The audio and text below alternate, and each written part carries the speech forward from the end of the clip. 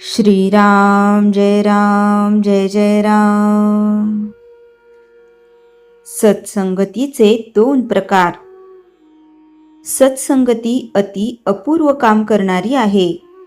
संतांची संगत दोन प्रकारे होऊ शकते.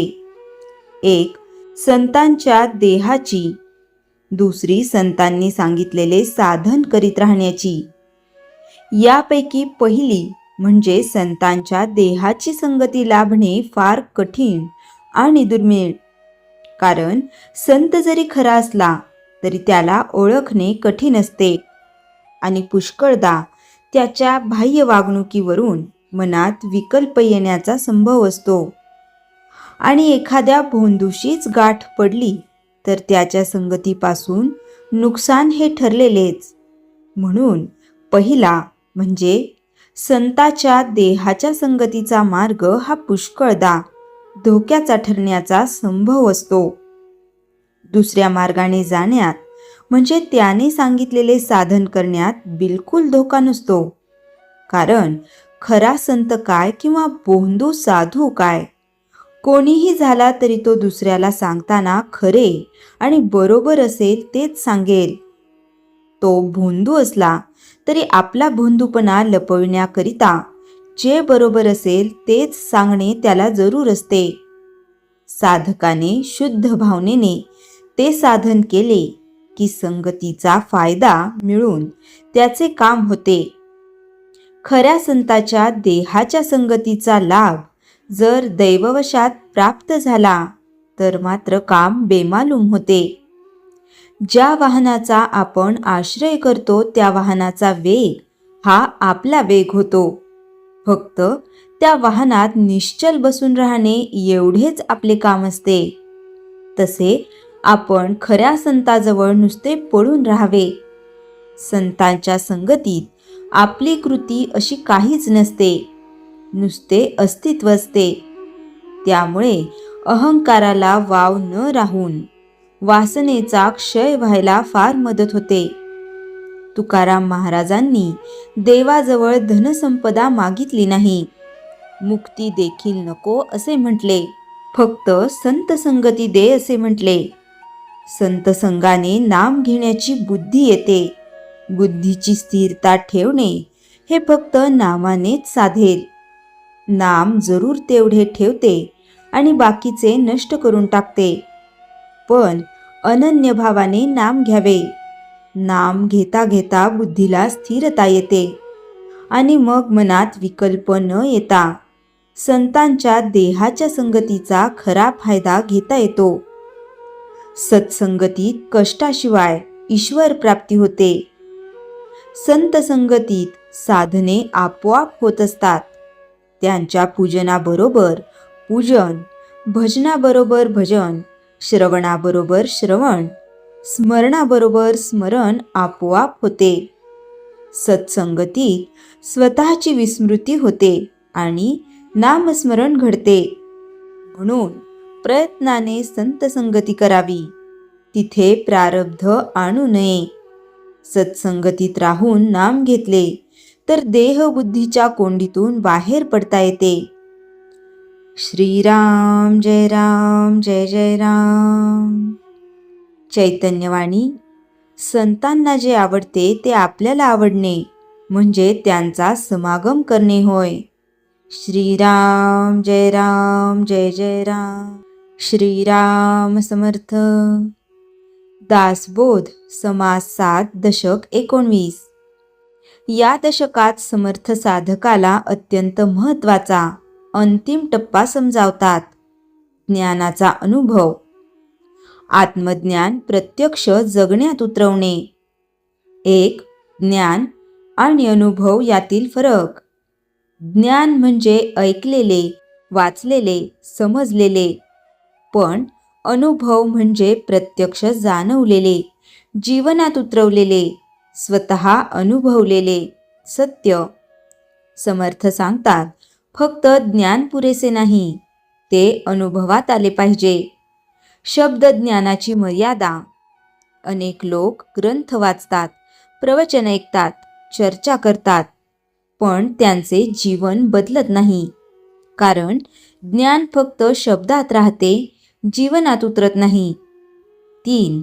एक उदाहरण. एक माणूस गोड पदार्थाबद्दल वाचतो.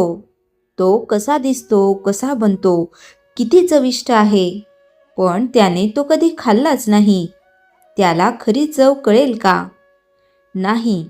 तसेच आत्मज्ञान वाचून कळत नाही, अनुभवावे लागते. 4. अनुभव कसा येतो?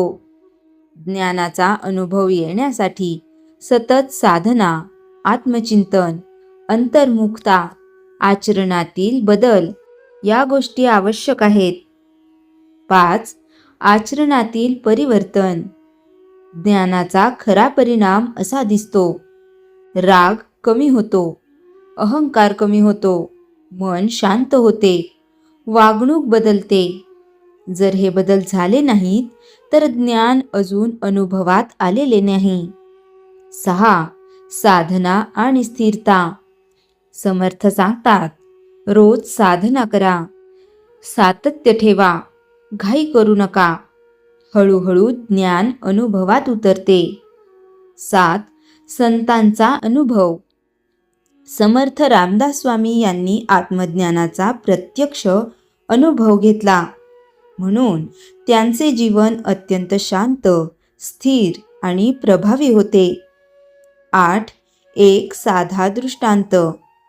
आरसा समोर ठेवला तर चेहरा दिसतो, पण आरसा स्वच्छ असावा लागतो. तसेच मन शुद्ध आणि स्थिर असेल तरच सत्याचा अनुभव येतो. 9. अनुभव आणि शांती. जेव्हा ज्ञान अनुभवात येते, मन शांत होते, भीती नाहीशी होते, समाधान मिळते. हीच खरी आध्यात्मिक प्रगती आहे. 10. अंतिम सार. समाज 7 दशक 19 आपल्याला सांगते, फक्त ज्ञानावर थांबू नका, ते अनुभवात आणा. साधना आणि आचरण सुधारा करा आणि अंतर्मुख व्हा.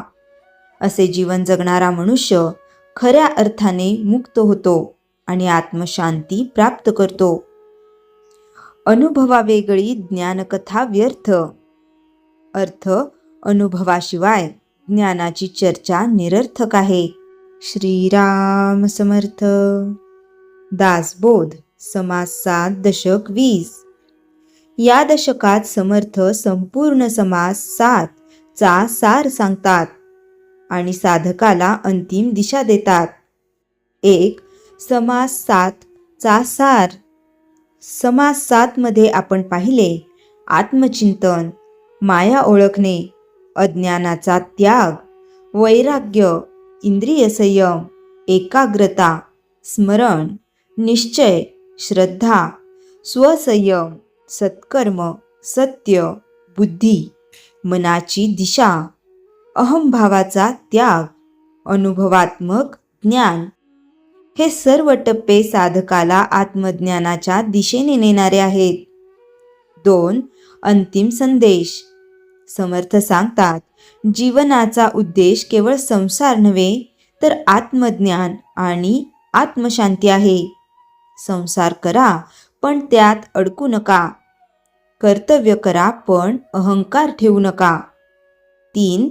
एक उदाहरण. संपूर्ण समासाचा सार. एक प्रवासी लांब प्रवासाला निघतो. त्याला योग्य मार्ग, दिशा, संयम, धैर्य आणि सातत्य या सर्व गोष्टींची गरज असते. जर तो वाट चुकला, अधीर झाला किंवा थांबला तर तो गंतव्याला पोहोचणार नाही. तसेच जीवन हा एक प्रवास आहे आणि आत्मज्ञान हे त्याचे अंतिम गंतव्य आहे. 4. साधकाची जबाबदारी. समर्थ सांगतात, स्वतःवर काम करा, स्वतःला सुधारा आणि सतत जागरूक रहा. कोणी दुसरा आपल्याला मुक्त करू शकत नाही. 5. साधनेचा मार्ग. जीवनात हे अंगीकारा. नामस्मरण, ध्यान, सत्संग, आत्मचिंतन, निस्वार्थ सेवा हे साधनेचे खरे साधन आहे. 6. संतांचा आदर्श. समर्थ रामदास स्वामी यांनी स्वतः हे सर्व अंगीकारले. त्यांचे जीवन शिस्तबद्ध, शांत आणि प्रभावी होते. 7. संसार आणि अध्यात्म यांचा समतोल. समर्थ सांगतात, संसार टाळू नका, पण त्यात अडकू नका. कर्तव्य करा, पण अंतःकरण परमेश्वरात ठेवा. 8. एक साधा दृष्टांत. नौका पाण्यात असते, ते योग्य आहे, पण पाणी नौकेत आले तर ती बुडते. तसेच संसारात राहा, पण संसार मनात येऊ देऊ नका. 9. अंतिम उपदेश. सजग रहा, साधना करा, अहंकार सोडा आणि सत्याचा शोध घ्या. याच मार्गाने जीवन यशस्वी होते. 10. अंतिम सार. समाज 7 दशक 20 आपल्याला सांगते, जीवनाचा उद्देश ओळखा, साधनेचा मार्ग स्वीकारा, ज्ञान अनुभवात आणा आणि अंतःशांती प्राप्त करा. असे जीवन जगणारा मनुष्य मुक्त, शांत आणि आनंदी होतो. श्रीराम समर्थ. श्रीराम जय राम जय जय राम. जयाच्या जनी जन्मनामार्थ झाला, जयाने सदा वासनामात केला. जयाच्या मुखी सर्वदा नाम कीर्ती, नमस्कार तया ब्रह्मचैतन्य मूर्ती. श्रीराम जय जय राम. जानकी जीवन स्मरण जय जय राम.